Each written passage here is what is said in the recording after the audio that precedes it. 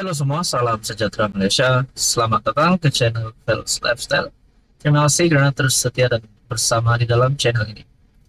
Baru-baru ini kita dikejutkan dengan satu isu yang melibatkan bekas Perdana Menteri, ucapan bekas Perdana Menteri iaitu Mahyadin, yang akhirnya membawa kepada beliau didakwa di Mahkamah Session Gua Musang. Berkaitan dengan ini, sudah pasti isu 3R ini menjadi satu perkara yang amat sensitif dan tidak boleh dinormalisasikan oleh rakyat Malaysia. Hakikatnya bekas Perdana Menteri ataupun seorang ahli politik, pemimpin yang terkenal pun, kalau terlibat dengan isu 3R, perlu dikenakan satu tindakan yang sewajarnya. Nah, berkaitan dengan ini, akhirnya pemimpin bersatu pula dalam satu kenyataan mendakwa Zahid tipu dan kelirukan Agong. Ini satu lagi berita yang pasti menggemparkan. Artikel daripada Malaysia Kini bertarikh 27 Ogos. Ketua Penerangan Bersatu Wilayah Persekutuan, Tun Faisal Ismail Aziz, hari ini tampil mendakwa susulan pendedahan Muhyiddin Yassin yang dia telah mendapat 115 akuan berkanun ataupun SD yang menyokongnya sebagai Perdana Menteri. Maka kerajaan diandaikan tidak mempunyai majoriti yang diperlukan ketika mengangkat sumpah.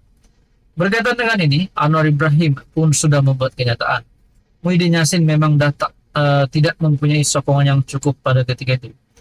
Kalau Muhyiddin Yassin memang mempunyai sokongan yang cukup, kenapa bukan beliau yang mengangkat sumpah? Itu kita kena fikir. Justru kata bekas pemimpin UMNO Putrajaya itu, Perdana Menteri Anwar Ibrahim dan timbalannya Ahmad Zahid perlu menjawab tuduhan-tuduhan berkenaan. Zahid didakwa telah menipu dan mengelirukan yang di Pertuan Agong dengan mendakwa beliau mempunyai semua 30 SD dan sokongan penuh daripada 30 ahli parlimen BN untuk menamakan Anwar sebagai Perdana Menteri yang boleh dianggap sebagai satu kesalahan serius. Berdasarkan dakwaan serius ini, Zahid harus menghadapi tindakan undang-undang dan Anwar perlu menunjukkan bukti bahawa beliau mempunyai sokongan yang mencukupi pada 21 dan 23 November 2022 sebelum mengangkat sumpah sebagai Perdana Menteri. Saudara-saudara, aku nak sentuhlah dan aku nak komen sedikit. Kalau memang benar Anwar Ibrahim dan Zahid menipu dalam perkara ini, kenapa Anwar yang jadi Perdana Menteri dan kenapa Zahid yang jadi timbalan Perdana Menteri hari ini? Adakah ini satu pembawaan bahawa kerajaan hari ini adalah tidak sah? Tidak boleh juga kita cakap begitu, kerana Anwar Ibrahim sudah mengangkat sumpah sebagai Perdana Menteri. Adakah ini satu lagi tindakan daripada kepimpinan pembangkang coba untuk menjatuhkan Anwar dengan cara membuat kenyataan mendakwa Zahid tipu dan kelirukan Agong? Berkaitan dengan ini, apa komen Anda? Sekian saja, sekian bersama di dalam channel ini.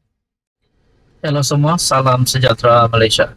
Tuan dan puan-puan yang amat dihormati, seperti yang kita sudah tahu dan sudah maklum bahwa bertarikh 27 Ogos, Muhyiddin sah dihadapkan ke mahkamah, di mana Muhyiddin Yassin, bekas Perdana Menteri, dihadapkan ke Mahkamah Session Gua Musang atas isu mempertikaikan kewibawaan yang di Pertuan Agong. Saudara-saudara yang amat dihormati, ini pasti satu berita duka cita untuk PN, untuk Muhyiddin dan penyokong Perikatan Nasional Bersatu. Apa yang akan terjadi kepada Muhyiddin selepas ini? Sedangkan sebelum ini ada gesaan bahawa gelaran Tan Sri Muhyiddin Yassin perlu ditarik balik. Mungkin ada juga menggesa Muhyiddin Yassin letak jawatan sebagai Presiden Bersatu, sebagai pengurus CPN. Muhyiddin minta dibicara atas tuduhan menghasut. Pengerusi Perikatan Nasional Muhyiddin Yassin minta dibicarakan atas pertuduhan menghasut Dia mengaku tidak bersalah selepas pertuduhan dibacakan kepadanya di Mahkamah Session Gua Musang di hadapan Hakim Nik Muhammad Tarmizi, Nik Muhammad Syukri. Pertuduhan yang didakwa mengikut Section 4 dalam kurungan 1 Akta Hasutan kerana melakukan hasutan adalah atas ucapannya di Felda Perasu pada 14 Ogos. Berkaitan dengan ini, tuan-tuan dan bapak yang amat dihormati, rupanya ada gesaan kepada Muhyiddin. Ahli Majlis Kerja Tertinggi UMNO Muhammad Fuad Zarkashi, Muhyiddin patut contohi Najib letak jawatan sebelum dihukum bersalah. Adakah dengan ini Muhyiddin Yassin sebenarnya dah jadi Najib yang kedua? Itu menjadi persoalannya. UMNO, MKT UMNO Muhammad Fuad Zarkashi menyarankan Muhyiddin letak jawatan sebagai Presiden Bersatu dan pengurus CPN.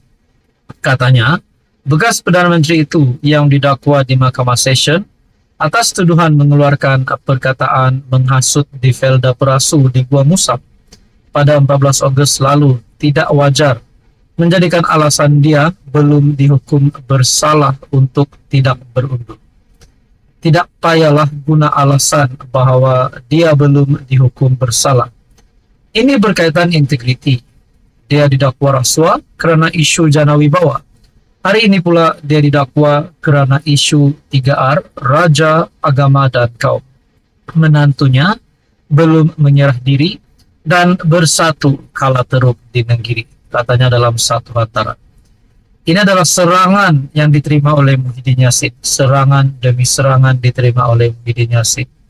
Selain daripada gesaan gelaran Tan Sri Muhyiddin ditarik, selain daripada jawatannya digugurkan sebagai pengurus CPN dan Presiden Bersatu, Fuad Zarkashi pula membuat kenyataan berkaitan dengan menantunya, berkaitan dengan kes rasuah jana wibawa yang melibatkan Muhyiddin Yassin, di mana Muhyiddin Yassin juga didakwa kerana isu jana wibawa. Dan yang terkini pula berkaitan dengan isu 3R, di mana perkara ini amat sensitif. Dalam pada itu, Fuad Zarkashi berkata, Muhyiddin sepatutnya mencontohi bekas Presiden UMNO Najib Razak yang kini meringkuk di penjara Kajang. Najib dia letak jawatan bila BN kalah pada PRU ke-14. Ketika itu dia belum didakwa. Tetapi kenapa dengan baggage yang berat masih mahu kekal jawatan? Pas pula bisu kerana masih keliru siapa Dajjal sindirnya. Sebelum ini, di label teruk daripada Dajjal, Presiden UMNO Ahmad Zahid berkata, pada hakikatnya yang bersifat Dajjal ialah PAS sendiri. Presiden PAS Abdul Hadi Awang menyifatkan UMNO sebuah parti rosak dan meneruskan agenda kebendaan bagi menegakkan kerajaan. Saudara-saudara, adakah dengan ini adalah satu kehancuran kepada PN, kepada Bersatu dan PAS? Saudara-saudara, berkaitan dengan ini, apa komen Anda?